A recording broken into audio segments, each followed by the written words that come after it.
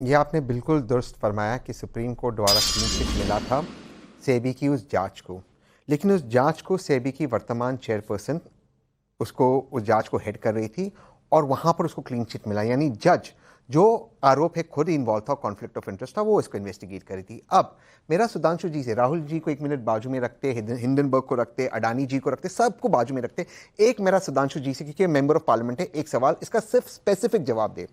क्या सेबी चेयरपर्सन ने चेयरपर्सन बनने से पहले वर्तमान सरकार को यह बताया कि उनके और उनके पति के एक दो ऑफशोर कंपनीज में इन्वेस्टमेंट थे, वो ऑफशोर कंपनीज उनके पति के बचपन के दोस्त चला रहे थे, जिसमें जिस ग्रुप को वो इन्वेस्टिगेट करती उनका भी पैसा था और वहां से राउंड ट्रिपिंग ऑफ मनी हुई है?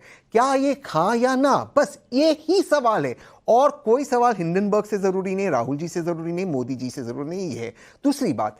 हिंडनबर्ग अगर अडानी जी पे सवाल पूछता है तो मोदी जी पे अटैक कैसे हुआ? तीसरी बात से मैं अपनी बात समाप्त करता हूं, जो राउंड ट्रिपिंग ऑफ मनी हुआ, अगर अब जी इन्होंने एडमिट किया कि हमारा उस कंपनी में शेयर था, हमारा इन्वेस्टमेंट था उन ओपेक कंपनीज में, और वहां से राउंड ट्रिपिंग हुआ है, तो क्या ये क्रिमिनल ऑफेंस है या नहीं? और देयरफॉर सेबी की इन्वेस्टिगेशन को वापस हम रीलुक करेंगे या नहीं? ये बहुत सिंपल सवाल है। राहुल जी को एक मिनट साइड में रखते, इन सवालों का जवाब दीजिए। सुधांशु त्रिवेदी जी, जवाब फिर से देने पड़ेंगे क्योंकि हिंडनबर्ग की रिपोर्ट आ गई है, तो कांग्रेस पार्टी तो जवाब मांगेगी ही। नहीं, दस्तावेज है ना। हाँ बिल्कुल, मैं जवाब देता हूं तहसीन पूनावाला जी को।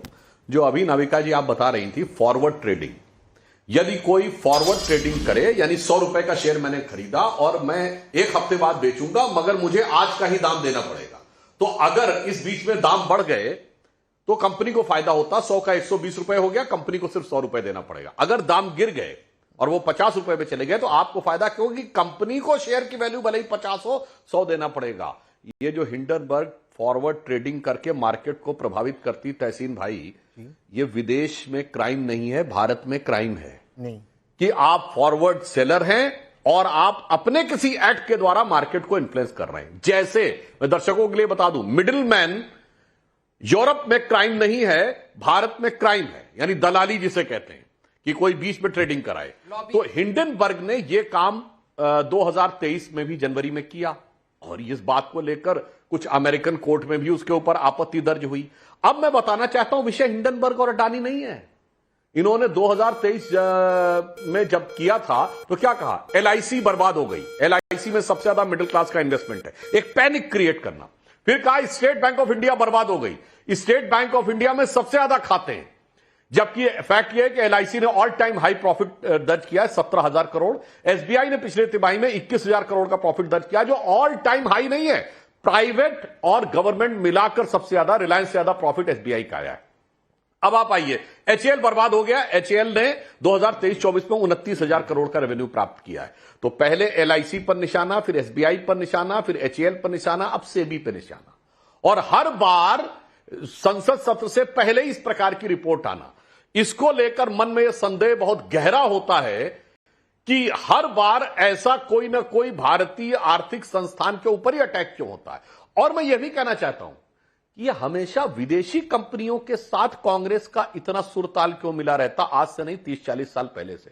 1984 में ये यूनियन कार्बाइड के साथ खड़े थे, 1987 में ये बोफोर्स के साथ खड़े थे, उसके बाद ये हॉविट्जर के साथ खड़े थे, उसके बाद अगस्ता वेस्टलैंड के साथ खड़े थे, उसके बाद चेक पिस्टल वाली कंपनियों के साथ खड़े थे, उसके बाद बीबीसी के साथ खड़े थे। उसने भी एक रिपोर्ट दी थी, डॉक्यूमेंट्री, तुरंत संसद सत्र से पहले। उसके बाद हिंडनबर्ग के साथ खड़े थे। तो थोड़ा मुझे समझ में नहीं आता है। और तहसीन भाई, ये जितने फॉरेन में डाउटफुल फॉरेन नेशनल्स आते हैं, उनका connection Congress party of first family के साथ कैसे निकल आता है? Ottavio Quattrocchi, Guido हेस्के, Christian Michel, ये सारे के सारे, और वॉरेन एंडरसन, ये सारे कनेक्शन क्या निकलता आते हैं? इसलिए शक होता है कि एक सुव्यवस्थित व्यवस्था की तरह। और मैं दर्शकों को एक और बात भी कह दूं, कांग्रेस इस देश में आर्थिक अराजकता उत्पन्न करना चाहती, उसका मैं एक आधार भी दे रहा हूं।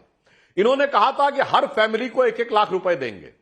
भारत में 140 करोड़ की आबादी है, 4.5% पर फैमिली है, 4.5 से डिवाइड करें सारे दर्शक, 31 करोड़ की संख्या आती है।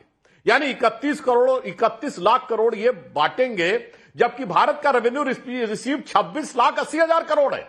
यानी 27 लाख से करोड़ से कम भारत की आय है और कह रहे थे 31 लाख करोड़ बांट देंगे और गरीबों को यह भरमाने में सफल हो गए। यानी आप ये समझिए कि जमीन से लेकर और स्टॉक मार्केट तक ये आर्थिक अराजकता और अस्थिरता उत्पन्न करना चाहते हैं। अन्यथा मैं एक बात ये बता दूं, आज तक कांग्रेस ने कभी किसी विदेशी कंपनी के खिलाफ कुछ बोला हो तो बताइए। सवाल सही उठाया है सुधांशु त्रिवेदी जी ने, सवाल सही उठाया है, क्योंकि अराजकता फैलाना और ये जो तमाम विदेशी कंपनियों से कांग्रेस की सांठ-गांठ कई दशकों से निकलकर सामने आ रही है, ये क्या सिर्फ एक संजोग है? नाविका जी, मैंने सिर्फ एक लाइन का सवाल पूछा। माननीय सुधांशु जी ने बहुत सारी बातें दी लेकिन उस सवाल का जवाब नहीं दिया। मैं एक लाइन उसके बाद आपकी अनुमति से कहूँगा। मेरा एक सवाल था, क्या वर्तमान सेबी चेयरपर्सन ने वर्तमान सरकार को सेबी चेयरपर्सन बनने से पहले ये बताया कि उनके और उनके पति के इन्वेस्टमेंट थे एक ऑफशोर कंपनी, 2 ऑफशोर कंपनीज के अंदर जो उनके बचपन के दोस्त चलाते थे, जिसमें अडानी जी जिनको इन्वेस्टिगेट कर रहे थे उनका पैसा राउंड ट्रिपिंग हुआ। दूसरा सवाल मेरा ये है, नाविका जी आप प्लीज मुझे फैक्ट चेक करिए। Economic times, SEBI short selling allow करता है, शॉर्ट सेलिंग एक लेजिटिमेट टूल है, एफएनओ स्टॉक्स एलिजिबल और इंस्टीट्यूशंस भी एलिजिबल है। बात ये नहीं है, बात शॉर्ट सेलिंग या लॉन्ग सेलिंग की नहीं है। शॉर्ट सेलिंग पे वर्तमान फाइनेंस मिनिस्टर, आपने उनका इंटरव्यू किया, उसने बोला टैक्स लॉन्ग टर्म और शॉर्ट टर्म कैपिटल गेन्स भी बढ़ाया। बात ये नहीं है, बात ये है राउंड ट्रिपिंग ऑफ मनी एक बहुत सीरियस ऑफेंस है जिसका इन्वेस्टिगेशन होता है, जिसका क्लीन चिट मिला। जो इन्वेस्टिगेट कर रहा था, वो जिनको इन्वेस्टिगेट कर रहा था उनकी कंपनी में पार्टनर था। मैं कह रहा हूं राहुल जी को एक मिनट छोड़ दीजिए, क्या सुधांशु जी को पता था कि वो थे उसमें उनका इन्वेस्टमेंट था? उन्होंने अपना स्टेटमेंट दिया है।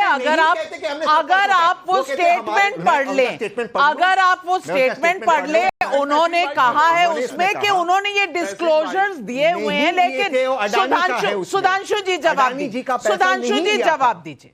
और सर तहसीन भाई जी एक मिनट, नाविका जी, तहसीन भाई युवा और प्रबुद्ध हैं, इस तरह इनको झूठ नहीं बोलना चाहिए। मैंने ये नहीं कहा कि शॉर्ट सेलिंग अलाउड नहीं है। शॉर्ट सेलिंग के दौरान आप मार्केट को इन्फ्लुएंस करते हुए नहीं दिख सकते, यह क्राइम है भारत में और विदेश में क्राइम नहीं है।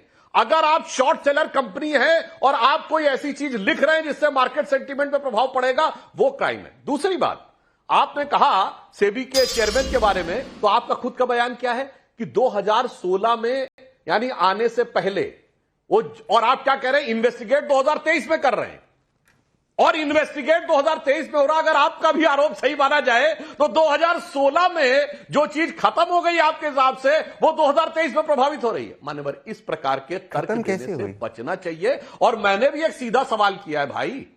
अब सुनिए, आप जिन लोगों को बोलते हैं, अभी तो सुब्रमण्यम स्वामी ने परसों एक ट्वीट किया है जिसमें उन्होंने कहा कि ब्रिटिश कंपनी में डायरेक्टर थे राहुल गांधी जी और उसमें ब्रिटिश सिटीजन लिखा हुआ है। क्यों नहीं आपने कहा जांच होनी चाहिए? बोलिए साहब, हम नहीं कह रहे कि सच है, जांच होनी चाहिए, वो तो आजकल नहीं होनी चाहिए।